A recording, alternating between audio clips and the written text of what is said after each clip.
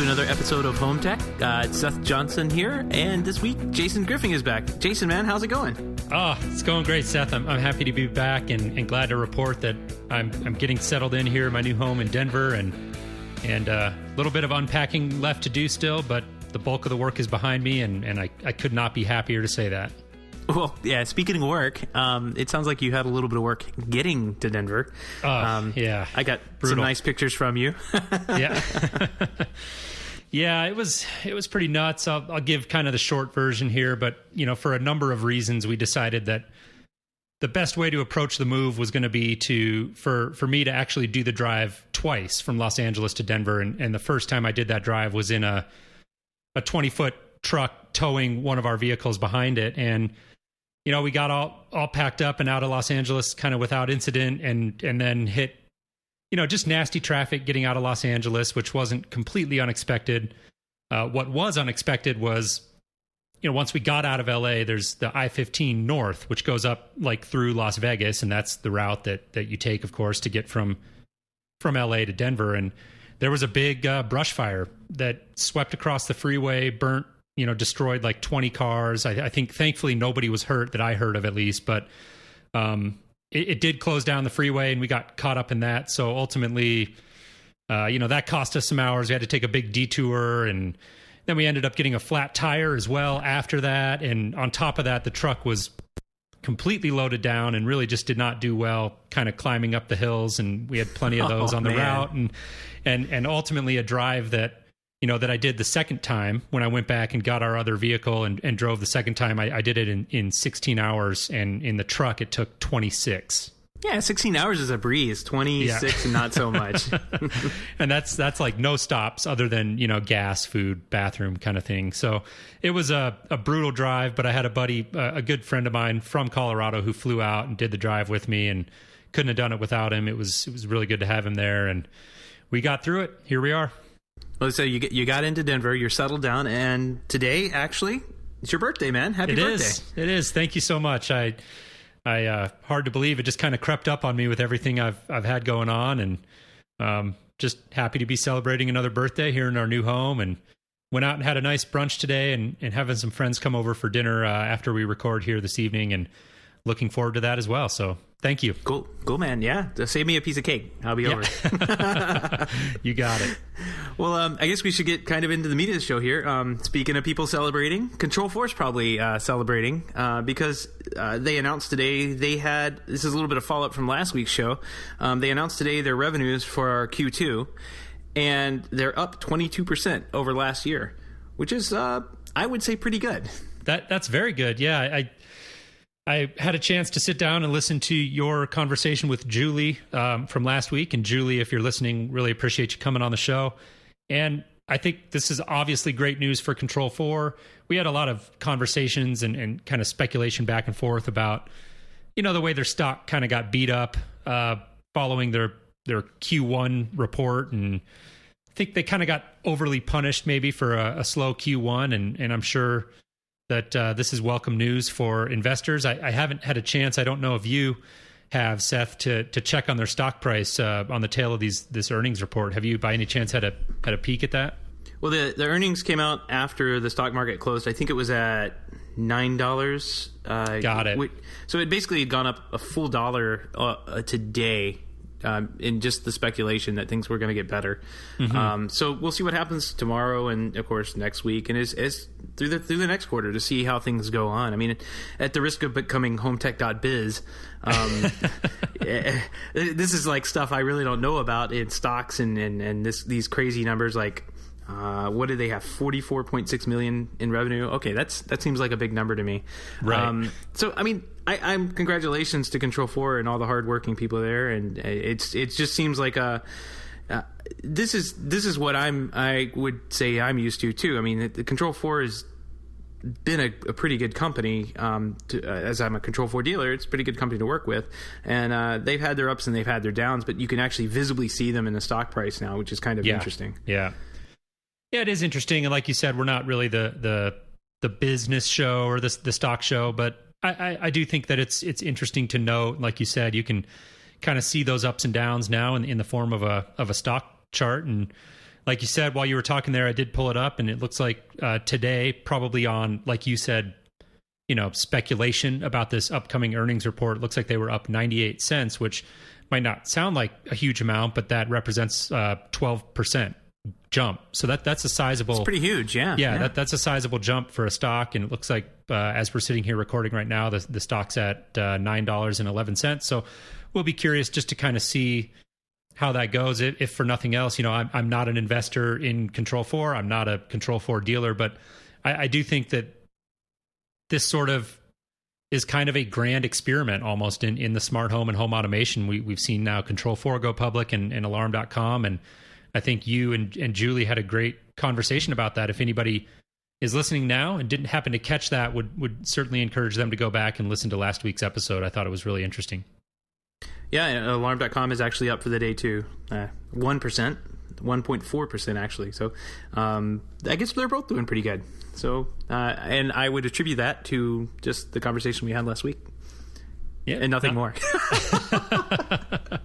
We make stocks move here at HomeTech. Exactly. We are the Jim Cramer of home technology stocks. Oh, yeah. Man. Anyways, another conversation actually that you and Julie had that I wanted to just chime in a little bit on, and we won't spend a ton of time on it, but was the Savant's decision to kill off the Light Touch brand. And I thought that was pretty big news. I mean, I've been a Savant guy for quite a while, and I can't say that I've ever worked with the Light Touch product line. We typically do at previous firms anyways. We've always been kind of a Lutron or sometimes even Crestron lighting control. But I think this is it's big news. It was a big story when Savant acquired Light Touch. It clearly looked like a move that they were making to kind of be more in line with companies like Crestron and Control4, who offer their own lighting control products, under their umbrella. And I guess they just couldn't make it work. I'd really be curious to know what some of the inside baseball was there and why the decision was ultimately made. But for me personally, not a huge story because we don't really work with Light Touch. But, this is always one of those stories that just it catches your eye because you think about all of the dealers out there and the consumers who have bought into these products, and it really just kind of gives you pause, and you do have to think a little carefully about what products you choose to invest in. Thankfully, these decisions are getting easier now that prices are coming down and that upfront investment isn't quite as significant. But yeah, I mean, somebody who invested in a full lighting control system from Light Touch in a large house could have easily been spending tens of thousands of dollars, and now they've got a system that they just kind of have to hope doesn't break, right? Yeah, and you said be careful in what decisions you make. I mean, I think on those levels, I don't think homeowners are actually making those decisions. It's whoever's installing the technology, like the electrician or maybe an architect specs it. Mm-hmm. These are very expensive systems, and Julie kind of shot some numbers out, $50,000 last week, but it's not uncommon. I mean, and I would say just for engineering, like all the way through, I would say one of these systems could easily cost between, $10 to $16 a affected square foot. So you kind of think about your house and then multiply it by about that much, and that could be probably what a centralized panel system would cost for budgetary discussions. You could do upper and lower. You can value engineer and all that good stuff can happen too. But as a general rule of thumb, it could be anywhere in that range depending on the system you use. They are not inexpensive systems, and when you tie them all in, I was just to not rehash too much of last week, but I was just kind of curious, is your perspective from a Savant dealer? It sounds like you didn't use it at all either. So maybe the writing was on the wall for a while.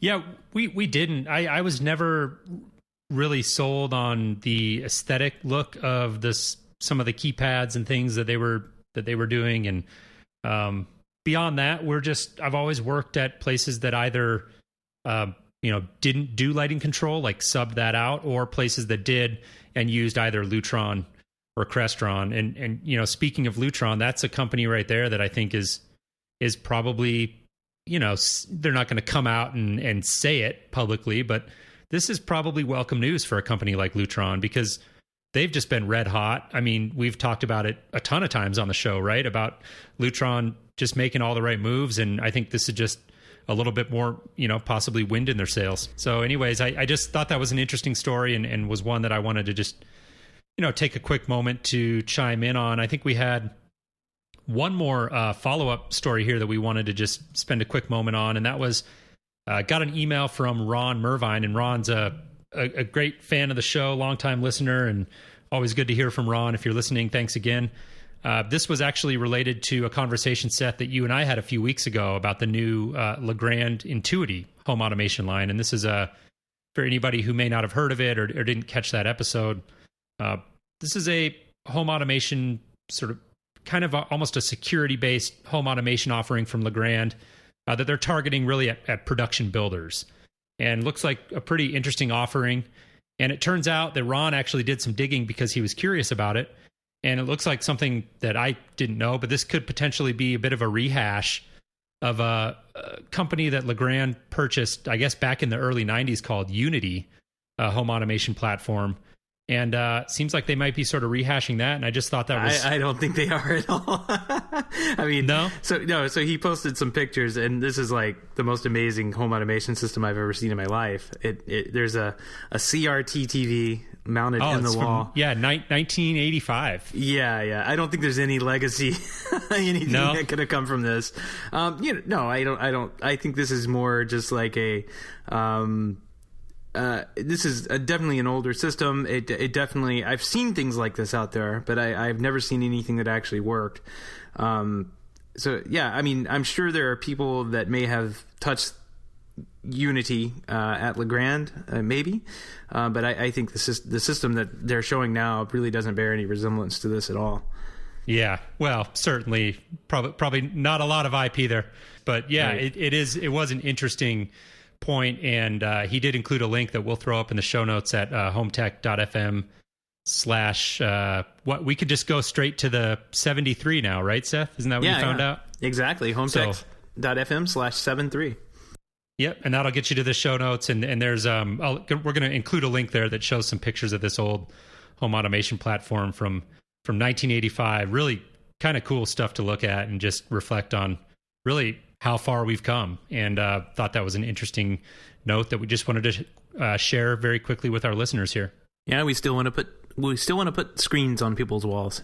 Yeah. Yeah, here we are, right? 30 years later. Yeah, yep.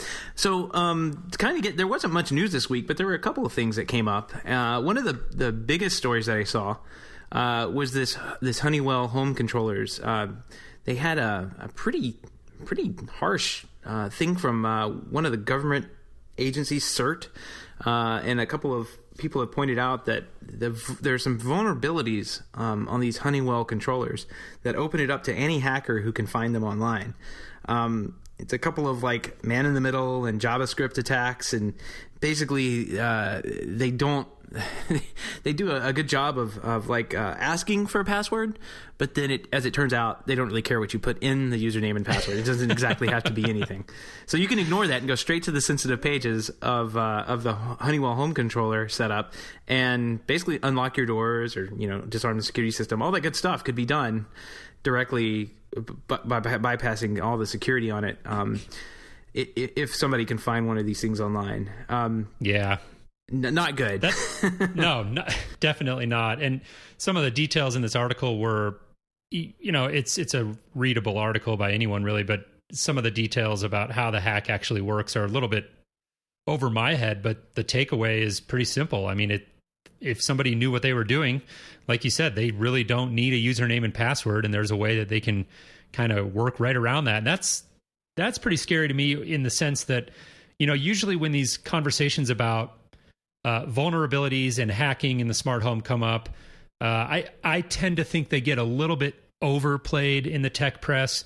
I think it gives people something to write about and fear sells, and there's all that argument there. But, typically my reaction is, well, make sure you change all your defaults, run your firmware updates and make sure you're not using any default usernames or passwords, and use secure passwords. And then, you give yourself a pretty good shot at being just fine. But when you get some sort of hack that, as I'm reading it, understands you, as I'm understanding it, I should say, just allows you to kind of bypass that password altogether, well, that that's a little bit of a scary deal there, especially when you're talking about something as important to a home as a security system. Yeah, and I guess it should also be said is that proper network security should be taken care of here, because this wouldn't really be a problem, I don't think, unless there were some maybe ports forwarded outside of a firewall, which is never a good thing. If you have something set up where you need ports forwarded, it should just be shut off, because there's no good reason to actually do that these days. Most systems should be able to talk out past the firewall. And it looks, if you have done that deliberately, then you're kind of opening yourself up for this. There are a couple of other ways I guess they could get around it, but I've always kind of been on that side too. Thinking this is one of those things, like, people aren't going to really break into your house this way. The sophistication of your average criminal, right? If they're smart enough to do this, they're probably robbing your bank account. They're not messing with your thermostat. And I or turning your lights on and off. Right. And I think if somebody got too crazy with it, they may go out and do what I can think is, like, they could just turn everybody else's lights on and off at the same time, and that was on this particular system that was vulnerable, and they could write a script to do that. But more likely, and what they would do would be to kind of install some malware or virus on it that would make it into one of these botnet things that, they use for denial of service attacks. And that's something, that we would probably see happen. I predict that we probably will see that happen with some type of internet connected device. You get a few million of them out there, and somebody leaves the security doors down, and somebody's going to hack into it and make some kind of botnet out of it, and that will take down a website eventually, because then you'll have all of these 5 million devices that people have bought out there all over the world, and they start attacking websites that way. That's more likely what you're going to see happen first. And I don't think people are going to break into your house doing this. They're going to use a brick through a window like they always have. It's sad but true. And I think that, one of the articles that I read at some point when I was researching this whole argument, previously, was what a lot of people don't realize is that when these hackers are going out there and looking for these exploits and vulnerabilities, it's really, there's target centric attacks, which is like, Seth, you really pissed off the wrong guy, and he's just after you, and he knows what you have in your home, and he's trying to hack into your house. That's very, very unlikely. Typically what these attacks are is more vulnerability centric. And so they're looking at the whole base, the whole user base, and they're just trying to pick off that, weaker 5 or 10% of people who didn't change their default password, or who don't have a proper firewall in place, or something like that. So you don't really have to be smarter than the hacker. You just have to be smarter than, like, the kind of laziest 5 or 10% of the user base, typically, and then you're going to be fine. Again, I think the bigger story here in my mind is that we see these stories come up, and I just think it's bad for the smart home in general, because a lot of people who don't listen to the show or don't take the time to really dive in and understand what these vulnerabilities are all about and how they can protect themselves, they just read the story, they take it at face value, and they get a little scared off of using a system like Honeywell. And I think that's, to me, the bigger story is that the more of this we see, it's bad for the market in general. And I think it's something that we all, as home technology professionals and manufacturers and everywhere in between, need to be educated about, need to make sure that we're speaking to our clients and our consumers and listeners about, what the real implications are of a story like this. Right. It does get good headlines. I mean, it makes it sound like the world is going to come to end when they announce these things. But if you read through that article, it's like, oh, they only found 450 of them that were actually online and in the world, or some marginal number. And I mean, the odds of finding 450 houses, or even 750 houses, or even 1,000 houses in the U.S. that have this particular device installed, that how to have an explicit thing happen. I mean, it's just going to be so minor.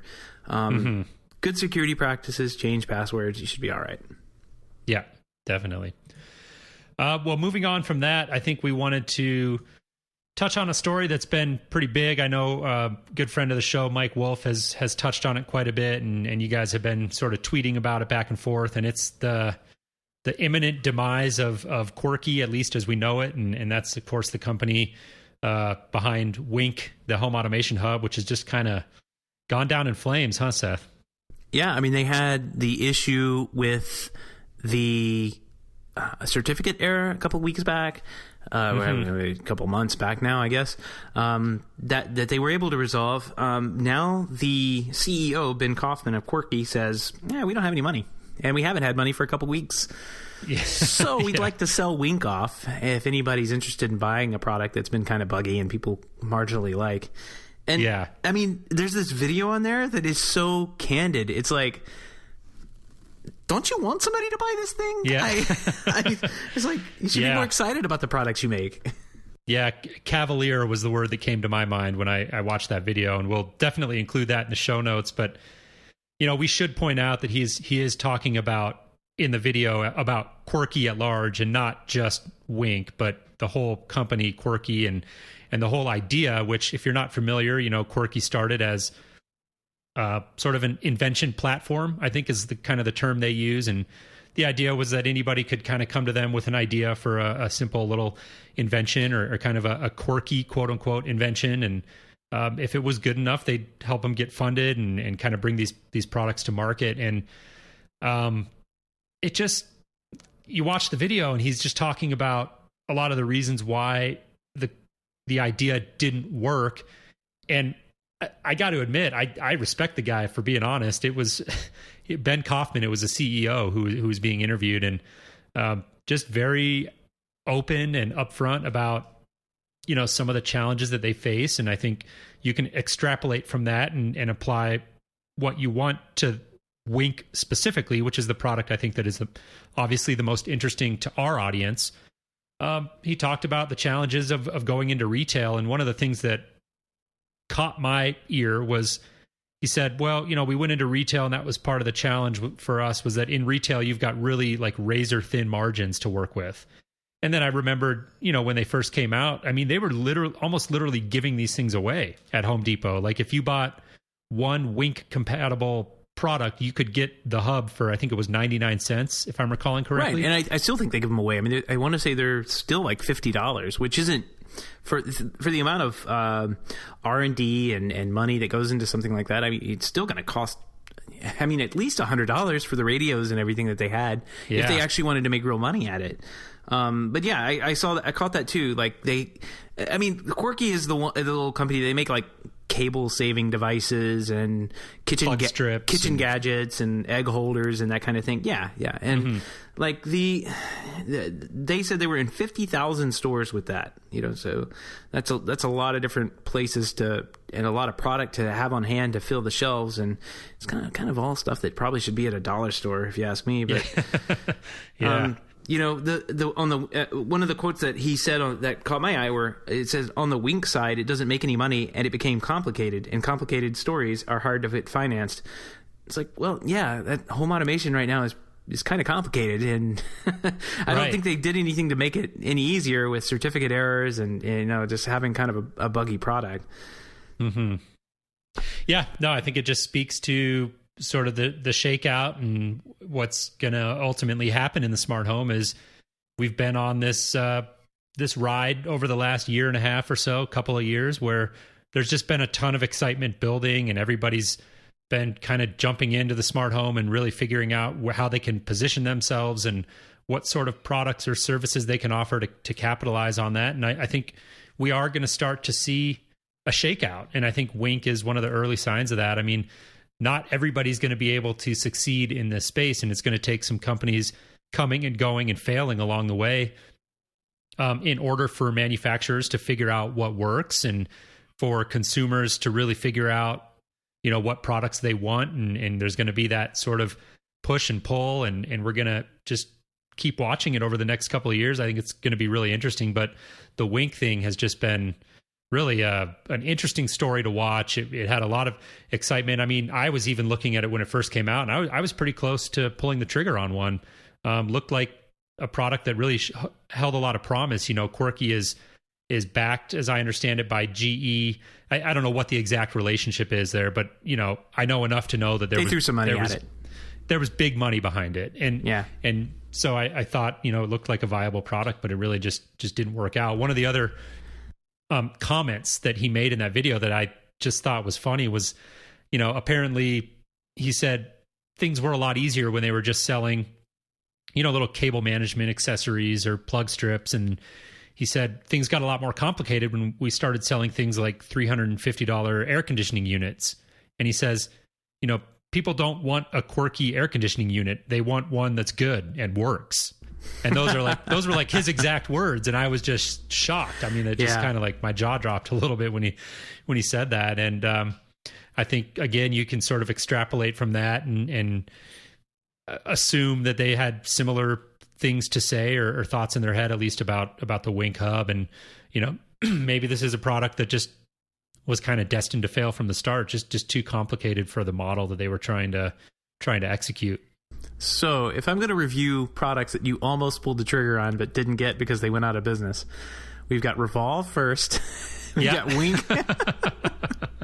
Man, do you know how to pick them, huh? I guess, yeah. It's funny, and it's been one of those things for me. I just haven't had enough of a need to really go out and do it. I've got a little Control 4 setup that works just fine for what I need, and a little media server from Autonomics that I picked up along the way, and I'm kind of covered right now. And you did get an Ecobee, which is an awesome thermostat. I mean, that thing is doing great right now. So I guess you do have some good taste there. Yeah, but it will be interesting, now that we're here in Colorado. One of the main reasons that we wanted to move here and get out of Los Angeles was to live somewhere where we could afford to buy a home. And we are renting for the first year that we're here, just to kind of get our feet wet and learn the neighborhoods. But, I will be in the market for a home here, hopefully within the next year and a half. And once I buy a house, I will, be diving in and looking at some more fully integrated solutions. Right now, I'm pretty basic with what I've got the Control 4 set up to do. And so, yeah, it'll be interesting to see kind of, where we sit right now versus a year from now. How things have developed and changed, and what sort of products are on the market and available for me to take a look at. Absolutely, it's going to be a fun year. I can tell. I mean, there's a lot going on. There's a lot that can happen and probably will happen this year, I think, especially with things moving so fast, and you've got big players in the market now, Google, Apple. I mean, say what you will about their products, they're spending money doing something. So, it's going to push, and it's going to push our industry, the one you and I work in, and the other industry is still kicking along too. So I think it's going to be a fun year, man. So definitely. So I guess that's pretty much all we had for this week. We're going to come back next week and chat a little bit, probably. But real quick, Seth. Before we wrap up, I wanted to ask you: are you booked for CEDIA yet? It's not October, man. I'm so last minute on this stuff. I can't. All right. I can't plan that far out. Fair enough. Well, I know we've been exchanging a couple of emails with Richard Gunther from the Home On podcast. Great show. If you haven't ever listened to it before, certainly would encourage you to go check it out. And just getting excited. It's just a couple of short months away here, and just was curious, Seth, if you had pulled the trigger yet. Not yet, but I might. I mean, I might soon. I'm not sure. We'll see.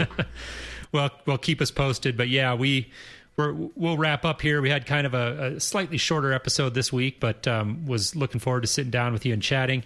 And before we wrap up, we wanted to just, again, take a moment to point out we are listed, throughout this show. We mentioned Richard Gunther. We mentioned Mike Wolf, the Smart Home Show. Both of those shows, as well as ours, can be found at the Technology.fm website, which is a great place. If you're into our podcast, go check that out, because Mike Wolf has kind of curated this collection of various podcasts. A lot of different stuff there. It's not all home automation, smart home stuff. It kind of runs the gamut, and really a ton of interesting content there. I'd encourage people to go check that out. Yeah, you can find a a number of good shows there, and that span kind of interest. It all does revolve around technology, but there was like a Bitcoin show on there, and I listened to a couple episodes and learned some stuff off that, because I'm kind of like most people. I don't know what Bitcoin is, but it's out there, and I should probably know a little bit about it. If you want to reach out to us, we can be found at HomeTech.fm/feedback, or at HomeTech Podcast on Twitter is probably the best and easiest way to get in touch with us.